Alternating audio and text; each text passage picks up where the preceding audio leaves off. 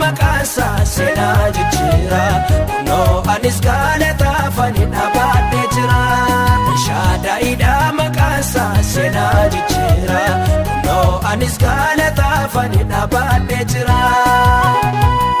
Shaane boo'ee itti maadde dhoksaa garaa koo inatti naaf deebise gooftaan kadhaa koo. Shaadaa'idha maqaansa seenaa jijjiira kunoo anis galataafani dhaabadhee jira. Shaadaa'idha maqaansa seenaa jijjiira kunoo anis galataafani dhaabadhee jira.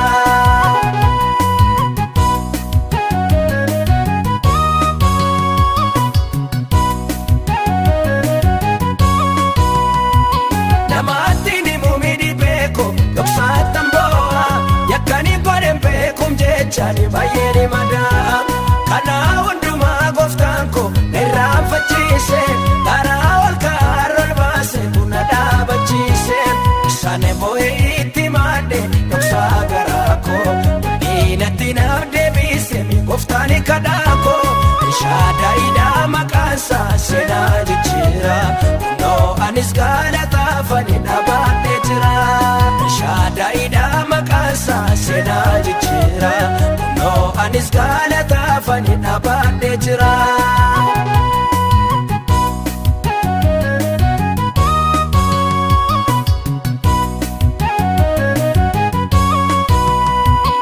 Ilaasa jalaatti kuufe halkaaniif guyyaay sagalee konuufan jedhu biyyinuu maniyya inni yaadamaa dhagaaye achiin ilaalle naaf deebise kadhannaa koo dachaan dabalee.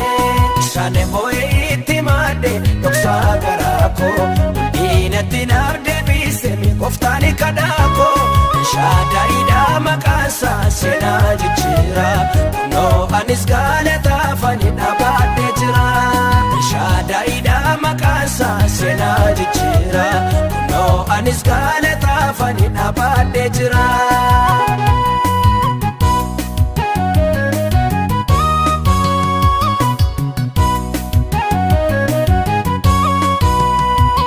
Danqaara sibiila diimaa na dura caamse galaana duraa koo'ire karaa na baase.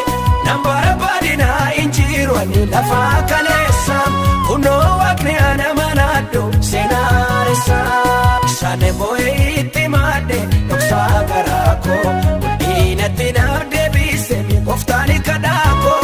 Shaadaa'idha maqaansa seenaa jijjiira kunoo anis galataafani dhaabadhee jira.